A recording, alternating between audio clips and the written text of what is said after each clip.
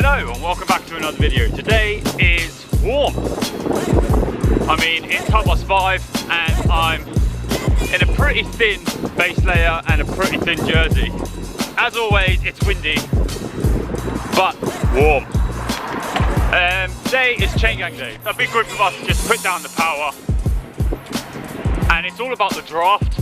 So one person goes in front and then he lets another person come in front. Think of a chain and the motion that a chain makes. That's basically what we're going to be doing. Cars are going to want to pass you. I mean, they're going to be hesitant to pass you anyway because you are constantly in motion and you're going about 30 miles an hour. So the route always stays the same. It's about, I think it's about 30 miles long. But the problem is, because I haven't done it in about 5 years, I'm not going to remember the route. And also, at the end, there's a nice little sprint finish, and I'm not sure where the end is either, so that's not going to be good. But we'll see. I think there's about, I think there's 3 or 4 groups that do this, but I'm just going to jump into the fast group, why not?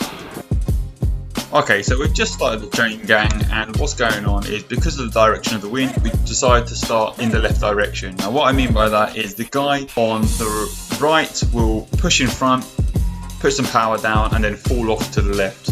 That's exactly what's happening here. The guy in front of me is pushing some watts down, he's pushing down, he's pushing down, he's pushing down, and then he gradually moves over to the left, and now it's my turn.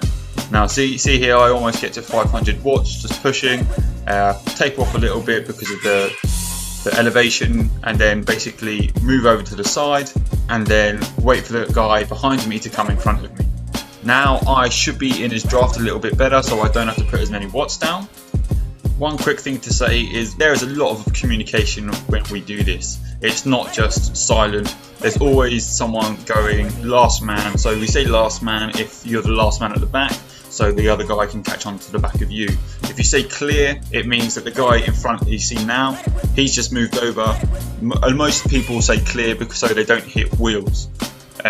Every time there's a pothole, we say hole, left, right, middle, and so on. So there's a lot of communication. Okay, so here made a left turn, and so now we need to change the direction of the whole chain gang. So what happened is I was in front there, we decided to change, hands moving in a minute, they're just saying yeah, come on. So basically, there we go, you see that? And that means that we need to change the direction. So what's happening is I'm putting another effort in to go in front of the guy that just gave me the hand signal, and then now we're moving the other way around. So now what's going on is everyone from the left is now going pushing hard, falling off into the right. You see there, the guy in front just pushed off to the right a little bit, then the guy in front of him is pushing off to the right now. Okay, so if you see here, we've actually caught up with the group that was in front of us. We were going pretty fast and we dropped a lot of the people that we were with. Basically what that means is our group wasn't a very effective or efficient chain gang. Luckily we were able to catch up with the group ahead in time, so it didn't affect us that much. The problem with that is the group is now pretty massive, and that means that it's just more chance of a crash, something going wrong, and it's just a little bit more dangerous. If we skip to the end, so you'll see the guy here, he tries to make a breakaway. Now what I should have done is either gone with him, sprinted after him and worked with him to make this breakaway work, or I should have just stayed back and stayed with the group, conserved my energy. But what I've done is kind of go with him and kind of not. I hesitated a lot and I shouldn't, and it kind of ruined everything else.